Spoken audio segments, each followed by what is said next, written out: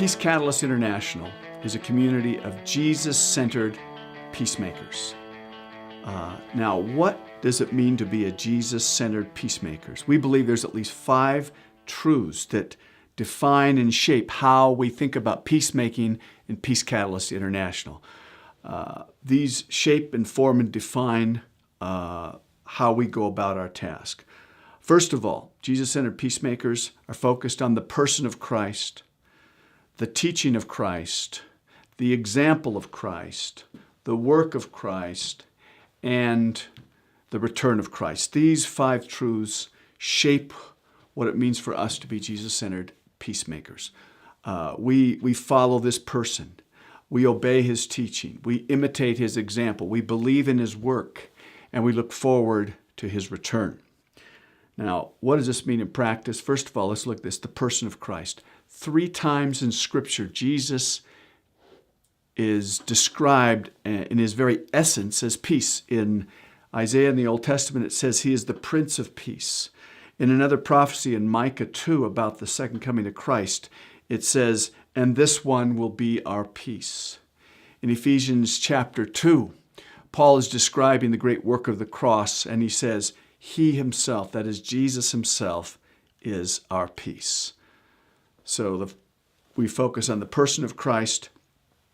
Next, we focus on the teaching of Christ. What does it mean to be a Jesus-centered peacemaker? It means we take Jesus' words very seriously.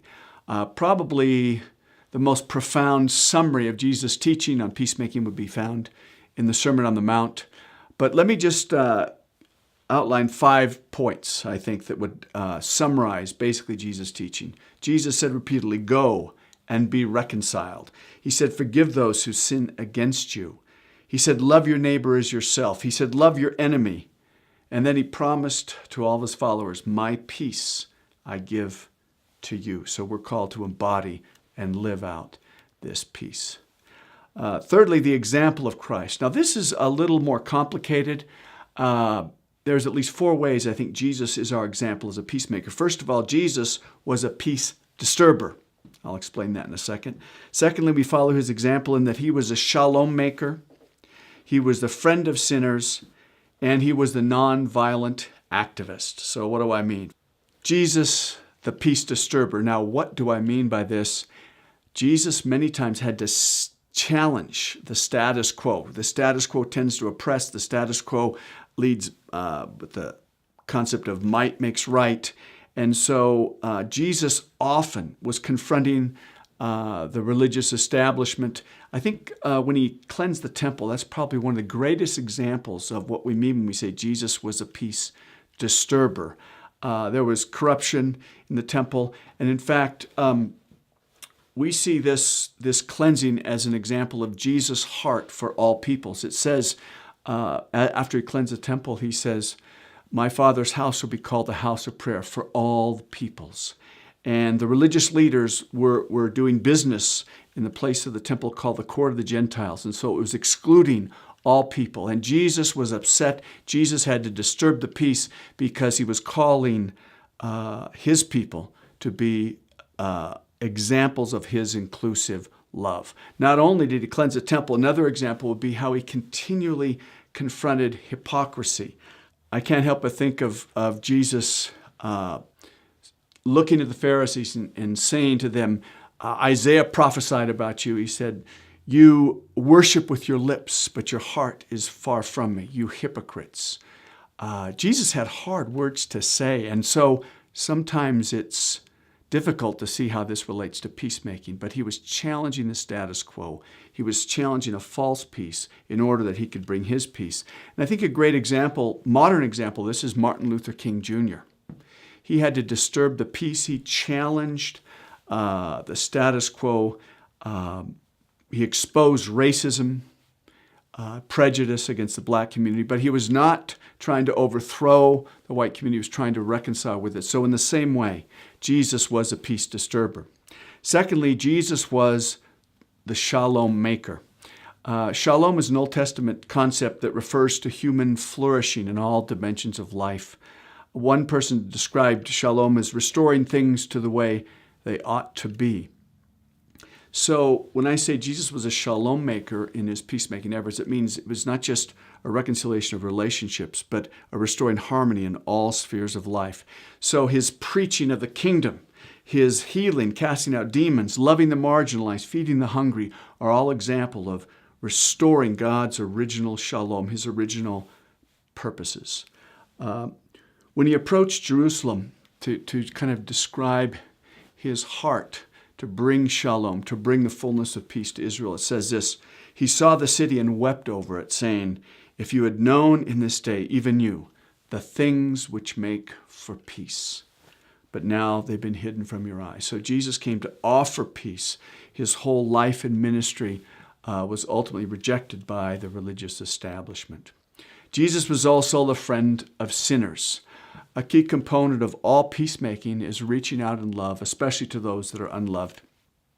One of the great stories in Jesus' engagement with sinners was with Matthew, the tax collector. He said to Matthew, Matthew, follow me.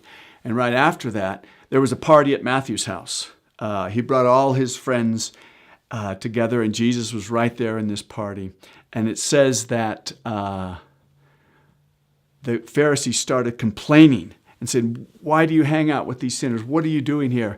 And he says, go and learn what this means. I desire compassion. Jesus, the friend of sinners, I think of him with the woman caught in adultery, how he protected her, how he did not condemn her. He accepted her and said, go and sin no more. Or Jesus' engagement with this woman of ill repute. It says a sinner, this woman came into this dinner of religious leaders. And it's so fascinating. I could just imagine in most cases, if a woman of ill repute came into a gathering, they would probably rebuke this woman. Instead, this woman is weeping. She's washing Jesus' feet with her tears, pouring perfume on his feet. And in fact, Jesus didn't rebuke her. He rebuked the host and said, this woman has been doing what you should have been doing. She's washing my feet. And he looked down at her and he forgave her. And he said to this woman, go in peace. Jesus, the friend of sinners. Jesus was also a nonviolent activist. It says this in John 18, my kingdom is not of this world. If my kingdom were of this world, then my servants would be fighting so that I would not be handed over to the Jews. But as it is, my kingdom is not of this realm. In another verse, when he's betrayed by Judas, we have this picture. One of his disciples reaches out, draws his sword, and cuts off the ear of one of the slaves of the high priest. And Jesus says to this, put your sword back. For those who take up the sword will die by the sword. So Jesus also models nonviolent activism. Fourthly, Jesus-centered peacemaking is about the work of Christ, the death and resurrection of Jesus. The phrase gospel of peace is used 5 times in the New Testament to describe the work of Christ. I think Ephesians 2 is so profound in Paul's teaching about the cross. He says, Jesus is our peace, who made the two one, these two groups, Jew and Gentile, which were a prototype of all racism and social division. It says he made them one. He reconciled them to each other and to himself.